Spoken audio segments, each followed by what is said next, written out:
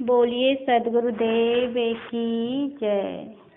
परम सम्माननीय सज्जनों एवं भक्तिमय माताओं, सद्गुरु कबीर ने कहा है, जरत पतंगी मोहवश मीन मास के लोग, जान बुझ हम विषय सो विस्मय करिय मोह। पतंगे नेत्र के मुंह में दीपक की ज्योति में जलते हैं, मछली चारा के लोभ में पड़कर बंसी में फंसती है, और हम तो समझ बूझ कर मुंह में जल रहे हैं। इंसान जो ज्यादा समझदार कहलाते हैं, वह मोह और विवेक न करने के कारण रात दिन जलता रहता है, क्योंकि उसके अंदर मोह ठकुराई करता है। यहाँ ठकुराई का मतलब है जबरदस्ती करना। मोह को बंधन जानते हुए भी लोग फिर बंधन में फंसते हैं। मोह बलात् लोगों को विवश करता है। इसलिए सद्गुरु कबीर ने कहा है, माया मोह बंधा सब लोई, अल्प लाभ मूल गो खोए। माया मोह में सब जीव बंधे हैं, लाभ अल्प है लेकिन उसमें मूल खो जाता है। मोह रहित होकर जीवन बरतने से आदमी दुखी नहीं होता है। किसी ने कहा है, हे जीव मोह किससे करता, तेरे स्वरूप में मोह नहीं है। मान लिया तो मोह हुआ, जो नहीं माने तो छो नहीं। जिसको तुम निज हितकर समझे वे बदला लेने आए हैं, अथवा तेरे हितकर बनकर वे बदला देने आए हैं।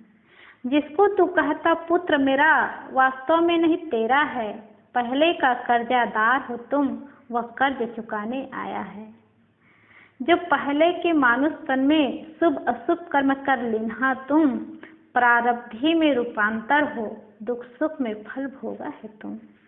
इस तरह से हम देखते हैं कि केवल हम दुख में पड़ करके, मोह में उलझ करके हर समय उसी में बिलबिलाते रहते हैं, पीड़ित रहते हैं। इस पर बराबर लोग कहते हैं कि अपने माने हुए घर परिवार, पत्नी, बच्चे, माता पिता से मोह नहीं करेंगे तो काम कैसे चलेगा। उन्हीं को पालते पोसते हैं। बच्चों को हम अपना मानते हैं तभी ये हो सकता है, अन्य बच्चों को तो नहीं पालते पोसते। बिना अपना माने कुछ बन ही नहीं सकता है, इसलिए अपना माना जाता है, उसका घमंड किया जाता है। इसमें सलाह है कि अपना मानो लेकिन हल्का मानो, ज़्यादा न मानो। यहाँ जो कुछ है वह थोड़े समय के लिए है। रात दिन आसपास में हम देखते हैं, अचानक उठ कर लोग चले जाते हैं। इसलिए यहाँ किससे अपना माना जाए। यहाँ जो अपना है वह व्यवहार के लिए अपना है, परमार्थ के लिए अपना नहीं है। व्यवहार और परमार्थ दो होता है। व्यवहार किसे कहते हैं? इंद्रिय, मन इत्यादि का बर्ताव करना। जो प्राणी पदार्थ और परिस्थिति सामने होते हैं, उनसे बर्ताव करना व्यवहार करना कहलाता है। और परमार्थ कहते हैं अंतिमी सत्य को। हम इस मंदिर में आते हैं, कुछ दिन रहते हैं, यह व्यवहारता है, परमार्थता नहीं।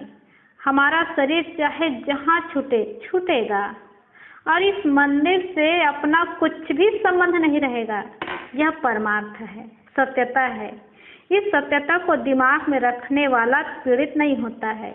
जो अंतिम में होने वाली बात है उसको जो पहले से ही समझता है, इसलिए यह शोक मोह में नहीं जलता।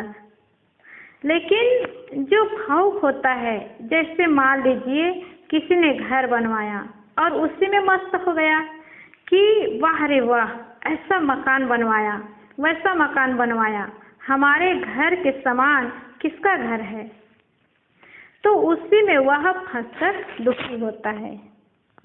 एक महतीन थी, वह शरीर से गोरी और स्वस्थ थी और धनी भी थी। उम्र तो उसकी लगभग 50 वर्ष की रही होगी, लेकिन वह युवतियों का भी मजाक कर देती थी। वह बड़ी अभिमानिनी थी। अभिमानी आदमी को कोई पसंद नहीं करता। उसने सुनार से काफ़ी कीमती और काफ़ी अच्छी एक पहुंची बनवा रखी थी, जिसे बाजूबंदी कहते हैं। उसको पहनकर वह अपने गांव में तथा और के घरों मोहल्ले में गई। जिससे लोग उसकी पहुंची को देखे और प्रशंसा करें, लेकिन कोई ना तो उसकी पहुंची को देखे और न उसके अहंकारी होने के कारण से उसका नाम ही ले। इस बात से उसको बड़ी कुड़न हुई। उसने कहा, बड़े बेवकूफ है, ये तो ईर्ष्या में पड़े हैं। ये हमारे धन को देख करके प्रशंसा भी नहीं करना चाहते। अरे कुछ न दो तो कम से कम प्रशंसा भी तो कर दो। वह कई दिन घर घर घूमी, लेकिन कोई नहीं पूछा कि महतीन यह पहुंची कब बनवाई हो। यह तो बहुत सुंदर और बेशकीमती है। इससे महतीन को बड़ा क्षोभ हुआ। उसके पास 2 मकान थे। उसका जो खास मकान था, उसके मकान ही एक छोटा मकान और था। मकान के सामने में जो छोटा मकान था वो उसी का था। उसमें उसने रात को आग लगा दिया, जिससे वह मकान जलने लगा। लोग देखे तो दौड़े दौड़े आए और पानी डालने लगे। महतीन कहती कि अरे भैया, यहाँ पानी डालो, यहाँ पानी डालो। वह अपनी साड़ी उठा कर ऐसा कहती जिससे आग के आंच में भी तो लोग उसकी पहुंची को देखे और प्रशंसा करें। अंत में एक आदमी ने कहा, अरे महतीन, यह पहुंची तुम कब बनवाई? यह तो बहुत कीमती है और तुम्हारे हाथ में बहुत अच्छी लगती है। महतीन ने कहा, अरे भैया, यही बात कहने वाला कोई होता तो मैं अपने घर में आग क्यों लगाती। इस प्रकार लोग निरर्थक अहंकार करते हैं और ऐसे अहंकार से ग्रसित आदमी दुखी नहीं होगा तो और क्या होगा। जवानी कितने दिन की है कि उसका अहंकार किया जाए। जो आज बूढ़े हैं, कल वे जवान थे। एक बूढ़ा जिसकी कमर झुक गई थी, कहीं जा रहा था।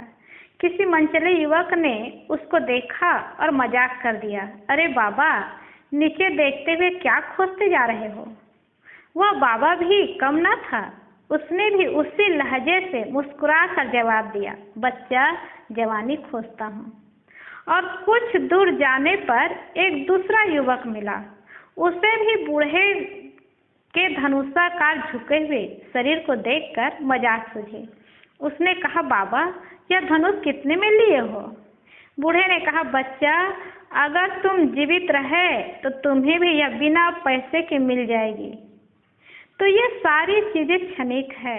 इसको हम अहंकार के वश समझ नहीं पाते हैं और इसी धन संपत्ति पुत्र परिवार को लेकर के मन में अहंकार बना रहता है। जब अंतिम स्थिति आती है तो जीवन की वास्तविकता का पता चलता है। जिससे मोह करते हैं, जिसके प्रति हमारा मोह बना रहता है, अंतिम वो हमारे साथ क्या व्यवहार करते हैं। किसी ने कहा है, जिस परिजन वो संबंधी का स्वार्थ तुमसे नहीं चलता है, देखो वे रुष्ट सदा रहते, उनका स्वभाव नहीं मिलता है। चाहे वो माता पिता हो, चाहे बच्चे हो, चाहे पत्नी हो, जिनका स्वभाव नहीं मिलता है वो हमेशा रुष्ट रहते हैं। जिस सरोवर का जल सूख गया, पक्षी नहीं रहते उसमें है। जिस सरोवर में जल पाते हैं, वे जाकर वहीं पे बसते हैं। जिस तालाब में पानी रहता है, पक्षी भी उसमें रहते हैं। अब पानी ही नहीं है, उस तालाब में पक्षी रह करके करेंगे क्या। जो फूलवारी फलहीन हुई, क्या उसमें खग रह सकते हैं। वे फल के हीन समझ तरु को सहसा पक्षी भी तजते हैं। जिस फुलवारी में फल नहीं है, पक्षी भी उस बगीचा को छोड़ देते हैं। और जो सुमन सार से हीन हुआ और सूख गई कलिया सारी, निसार समझकर भंवरा भी तज देता है क्यारी क्यारी।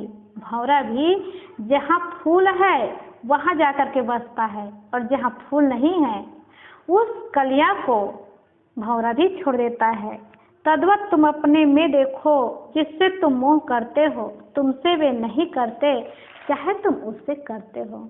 इसलिए हम मोह में न फंसे रहे, विवेक जागृत करें और अपने साधना भजन का काम करें। ये जीवन की वास्तविकता है, यही जीवन का सार है और इसी में जीवन की सफलता है। बोलिए सद्गुरुदेव की।